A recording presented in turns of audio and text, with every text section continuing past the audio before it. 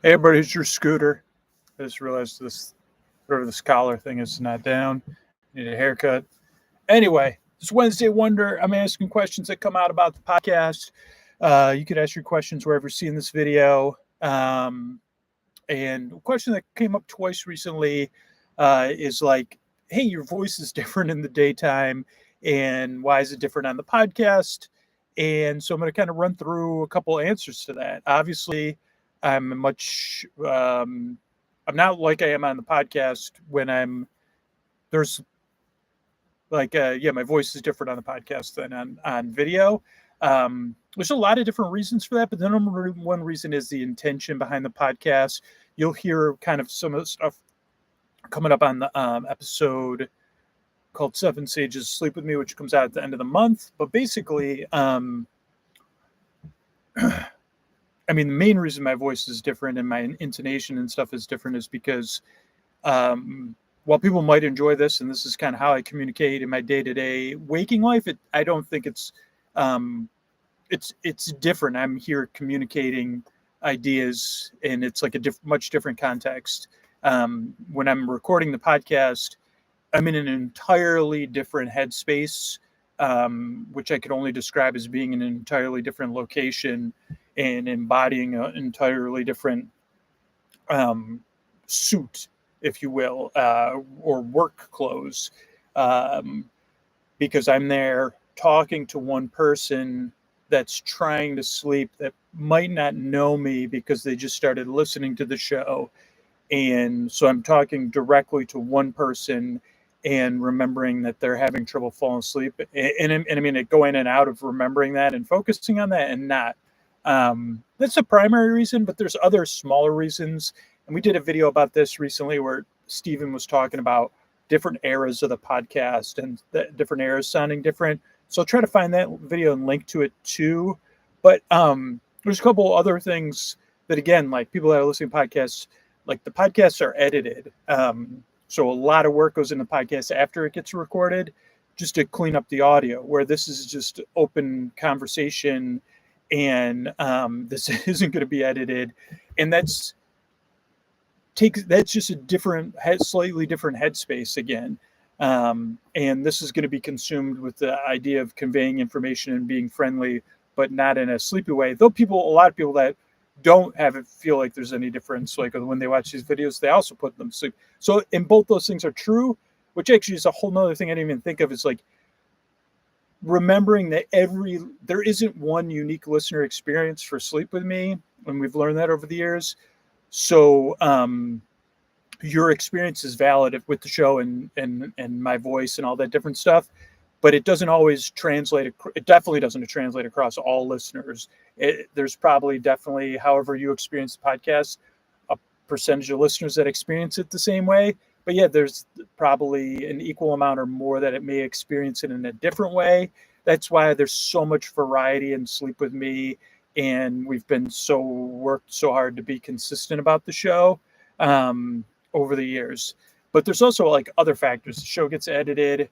I'm listening to the audio, where I'm not listening to the audio, and I'm not producing the audio either. I'm just shooting a video to answer questions, which again, all I can say is like, it's hard to experience, but over the years making the show, I've burned a pathway into my brain, which I called producer brain.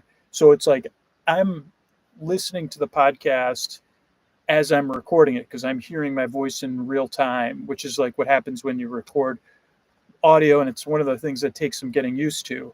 But once you do it, it really changes how you're creating the audio, because you're listening to it as you're making it. So you're aware of background noises. You're aware of noises your mouth might be making. You're aware, and the more you practice at it, the more that you can also become detached. And that part of your brain, for me, especially making a sleep podcast, ideally is off in the distance monitoring the audio and just adding, not being hypercritical or hands-on, but intervening when necessary and being like, hey, I noticed this, or hey, I'm hearing a clicking, we got to do something about it, or hey, there's a plane's come on its way here, or hey, did you know we got to be somewhere at this time? Anything like that, like that's much different than shooting a video. And it's also like And I think this is something that's interesting to answer, like the eras of the podcast. Like, it also depends on how I'm listening to the podcast. Um, like recently, like I didn't, this is tough to describe again, but I changed the volume in my headphones recently. And like almost accidentally, and it's louder, but not louder in a way of like listening to music or damaging my hearing way. And it changed how like I'm interacting with the microphone, and in a way that like affects subtly affects the thing of the show. Like me and a friend were just talking about different like movie creator myths, like whether it's like different people that have this like thing of like, hey, there's details in this movie or there's details in this theme park that people might not be aware of on the conscious level, but they're aware of them on the unconscious level. That's kind of what it is for Sleep With Me. Like, I think sometimes it's easy to imagine I'm just putting on a voice or something, but that's not what happens. There isn't a podcast voice. There is, my voice is being it's being going through a different microphone than this microphone, and it's going through an amplifier, um, like just because of the post process, like so that it sounds as best as it can. And but we don't we don't add any alteration filters. We do noise removal, and anyway, we do like very basic mastering of the audio, but not any kind of filters or anything like that. But it's not like I think if you listen to my voice, the undertones are there. It's just that there's a lot more. Let's say, I guess one of the things is like, believe it or not, when you're shooting this video, there's a lot more layers between me and you in your ears.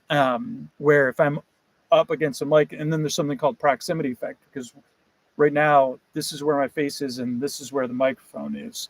When it's the podcast, it's like ideally like right here, and even then I'm leaning forward like this, and so even that is affecting the show. And this is how I'm addressing it, just like I was like talking to you in your bed. So those are the kind of things that some of the things that affect the voice.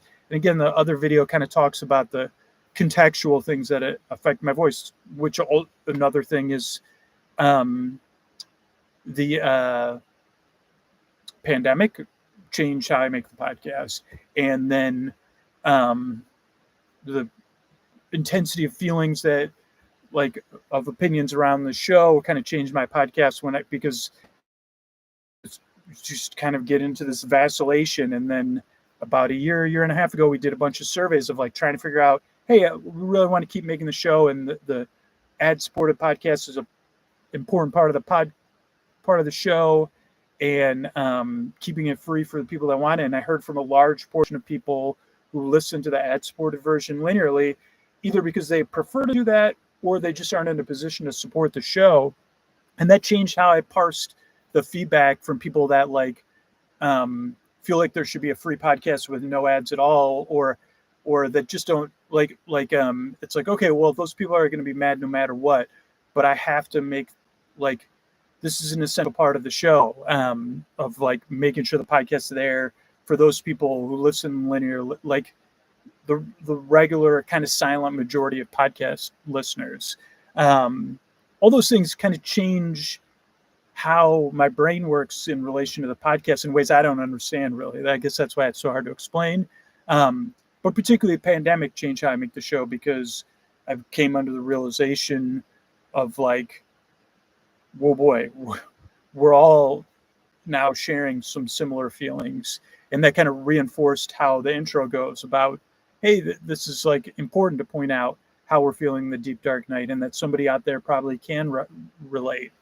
So anyway, I think I would say good. If my voice sounds different during the day, that's good. I mean, I tell that anytime I go on an interview, or anytime I get on a call with somebody who wants to interview me that's a podcast listener, or we're doing some sort of collaboration or connection and they're a listener, I kind of feel like, well, just a heads up, like I don't want to ruin the podcast for you by things. And that's the same thing with like putting myself out there like this. This isn't comfortable for me, like filming video and being the face of the podcast, but it is necessary for the podcast to be sustainable, for me to keep people involved and connected to the show so we can keep making it. And so I've accepted that as like, and it is something I enjoy, like connecting with people. But there are elements of putting yourself out there, like means someone's going to put their foot out there too. So you could trip over it. And, but I gotta like live in that world too. I don't know if that affects my voice. Probably does sometimes. I mean, it probably does affect the intro sometimes, because when I get really, I mean, that's why I created sleepwithmepodcast.com/no thank you, was to just cut down on some of those emails. So anyway, I just burped because I had my lunch before I filmed this video, and I had bell peppers. So as part of my lunch. So anyway, thanks for the question, and I hope that answers it. Thanks, everybody.